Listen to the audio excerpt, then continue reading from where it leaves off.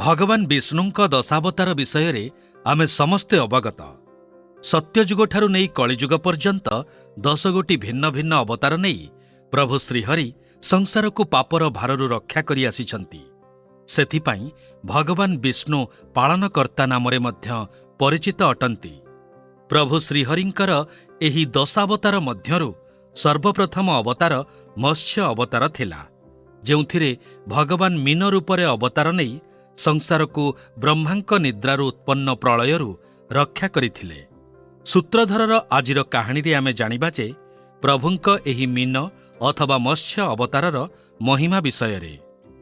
ବ୍ରହ୍ମାଙ୍କର ଗୋଟିଏ ଦିନ ସକଳ ପ୍ରାଣୀଙ୍କର ଗୋଟିଏ କଳ୍ପ ସମୟକାଳ ସହ ସମାନ ହୋଇଥାଏ।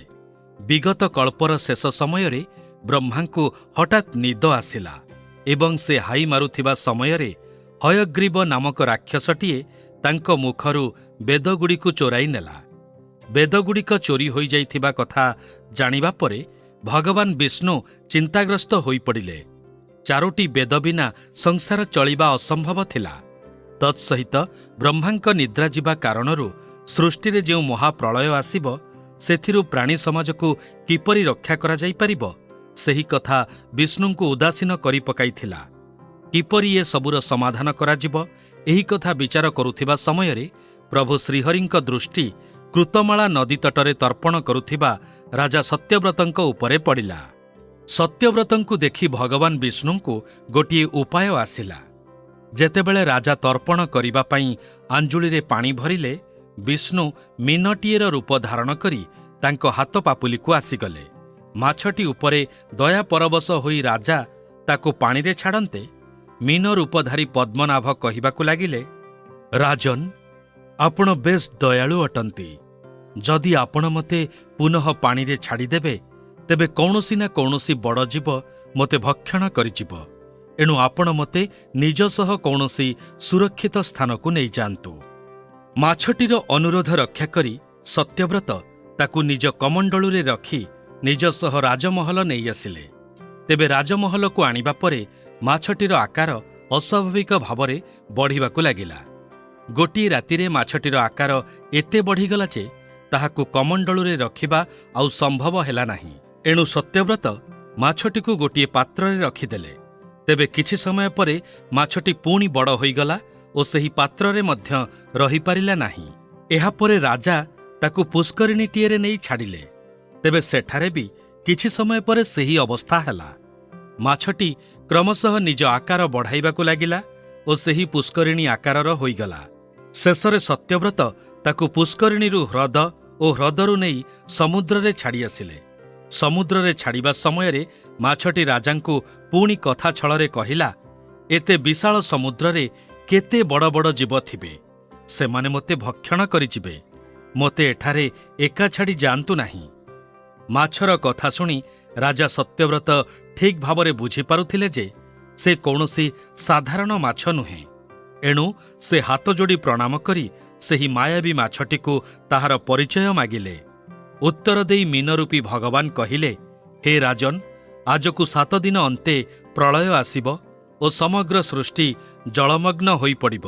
ଏଣୁ ତୁମେ ଗୋଟିଏ ବିଶାଳ ଡଙ୍ଗାର ନିର୍ମାଣ କରିବ ଓ ସେଥିରେ ସମସ୍ତ ପ୍ରାଣୀ ତଥା ଉଦ୍ଭିଦଙ୍କ ମଞ୍ଜି ଆଦି ସମେତ ସପ୍ତର୍ଷିଙ୍କୁ ସେଥିରେ ବିରାଜମାନ କରାଇ ପ୍ରଳୟର ଅଥଳ ଜଳରୁ ସେମାନଙ୍କୁ ପାର କରାଇ ନେବ। ମନେ ରହେ, ବାସୁକୀ ନାଗକୁ ନିଜ ସହ ନେବା ପାଇଁ ଯେପରି ଭୁଲି ନ ଯାଅ। ଏତିକି କହି ମୀନରୂପୀ ଭଗବାନ ହୟଗ୍ରୀବ ଦୈତ୍ୟର ସନ୍ଧାନ କରିବା ପାଇଁ ସମୁଦ୍ର ଭିତରକୁ ଚାଲିଗଲେ। ହୟଗ୍ରୀବ ରାକ୍ଷସ ସମୁଦ୍ର ତଳେ ବେଦମାନଙ୍କୁ ବାନ୍ଧି ରଖିଥିଲା। ସେଠାରେ ପହଞ୍ଚିବା ପରେ ମତ୍ସ୍ୟ ଭଗବାନ ଓ ହୟଗ୍ରୀବ ମଧ୍ୟରେ ଭୀଷଣ ଯୁଦ୍ଧ ହେଲା ଓ ପ୍ରଭୁ ତାହାର ସଂହାର କରି ବେଦମାନଙ୍କୁ ମୁକ୍ତ କରିଦେଲେ। ତେଣେ ମୀନ ଭଗବାନଙ୍କ କହିବା ଅନୁସାରେ ସତ୍ୟବ୍ରତ ଡଙ୍ଗା ନିର୍ମାଣ କରିବାରେ ବ୍ୟସ୍ତ ହୋଇଗଲେ। ଠିକ୍ 7 ଦିନ ପରେ ଭୀଷଣ ବର୍ଷା ଆରମ୍ଭ ହେଲା ଓ ଚାରିଆଡ଼େ ପାଣି ଭରିବାକୁ ଲାଗିଲା। ମୀନରୂପୀ ବିଷ୍ଣୁଙ୍କ ନିର୍ଦ୍ଦେଶ ଅନୁସାରେ ରାଜା ସତ୍ୟବ୍ରତ ସମସ୍ତ ପଶୁପକ୍ଷୀ, ଗଛଲତାର ମଞ୍ଜି, ସପ୍ତର୍ଷି ଓ ବାସୁକୀ ନାଗକୁ ନେଇ ଡଙ୍ଗାରେ ଚଢ଼ିଗଲେ। କିଛି ସମୟ ପରେ ସମଗ୍ର ସୃଷ୍ଟି ଜଳମଗ୍ନ ହୋଇଗଲା ଓ ପୃଥିବୀ ପୃଷ୍ଠରୁ ଜୀବନର ସତ୍ତା ଉଭେଇଗଲା। କେବଳ ସେହିମାନେ ଜୀବିତ ଥିଲେ ଯେଉଁମାନେ ସତ୍ୟବ୍ରତଙ୍କ ଡଙ୍ଗାରେ ବିରାଜମାନ ହୋଇଥିଲେ। ଧୀରେ ଧୀରେ ବର୍ଷାର ପ୍ରଭାବ ବଢ଼ିବାକୁ ଲାଗିଲା। ଜୋର ଜୋରରେ ଉଠୁଥିବା ବିଶାଳକାୟ ଢେଉର ପ୍ରଭାବରେ ଡଙ୍ଗା ଅସ୍ଥିର ହେବାକୁ ଲାଗିଲା। ଏହି ସମୟରେ ସପ୍ତର୍ଷିମାନେ ସତ୍ୟବ୍ରତଙ୍କୁ ଭଗବାନ ବିଷ୍ଣୁଙ୍କୁ ସ୍ମରଣ କରିବା ପାଇଁ କହିଲେ। କିଛି ସମୟ ପରେ ମୀନରୂପୀ ଭଗବାନ ସେଠାରେ ପହଞ୍ଚିଲେ। ତାଙ୍କ ଉପରେ ଶିଙ୍ଗଟିଏ ଥିଲା। ପ୍ରଭୁଙ୍କ କହିବା ଅନୁସାରେ ସତ୍ୟବ୍ରତ ବାସୁକୀ ନାଗ ଦ୍ୱାରା ଡଙ୍ଗାକୁ ଭଗବାନଙ୍କ ଶିଙ୍ଗରେ ବାନ୍ଧିଦେଲେ। ଏହାପରେ ମତ୍ସ୍ୟ ଭଗବାନ ପ୍ରଳୟ ଜଳରେ ଡଙ୍ଗାକୁ ଟାଣି ନେଇ ଚାଲିଲେ। ଏହି ସମୟରେ ମତ୍ସ୍ୟରୂପୀ ବିଷ୍ଣୁ ସତ୍ୟବ୍ରତ ତଥା ସପ୍ତର୍ଷିଙ୍କ ମଧ୍ୟରେ ହୋଇଥିବା ଜ୍ଞାନବର୍ଦ୍ଧକ କଥୋପକଥନ ମତ୍ସ୍ୟ ପୁରାଣ ନାମରେ ପ୍ରସିଦ୍ଧ। ଶେଷରେ ବ୍ରହ୍ମାଙ୍କ ନିଦ୍ରା ସମାପ୍ତ ହେଲା ପରେ ପ୍ରଳୟର ବର୍ଷା ବନ୍ଦ ହେଲା ଓ ମୀନରୂପୀ ବିଷ୍ଣୁ ଡଙ୍ଗାଟିକୁ ହିମବାନ ପର୍ବତ ନିକଟରେ ଛାଡ଼ିଦେଇ ଅନ୍ତର୍ଦ୍ଧାନ ହୋଇଗଲେ। ରାଜା ସତ୍ୟବ୍ରତ ପରବର୍ତ୍ତୀ କଳ୍ପରେ ବୈବସ୍ୱତ ମନୁ ହେଲେ। ତାଙ୍କର ଓ ତାଙ୍କ ପତ୍ନୀ ଶତରୂପାଙ୍କଠାରୁ ପୁନଃ ସୃଷ୍ଟିର ସର୍ଜନା ହେଲା। ଇକ୍ଷ୍ୱାକୁ ବୈବସ୍ୱତ ମନୁଙ୍କର ଜଣେ ପୁତ୍ର ଥିଲେ, ଯିଏ ଇକ୍ଷ୍ୱାକୁ ବଂଶର ସ୍ଥାପନା କରିଥିଲେ। ପରବର୍ତ୍ତୀ କାଳରେ ଏହି ବଂଶରେ ପ୍ରଭୁ ଶ୍ରୀରାମ ଜନ୍ମ ନେଇଥିଲେ।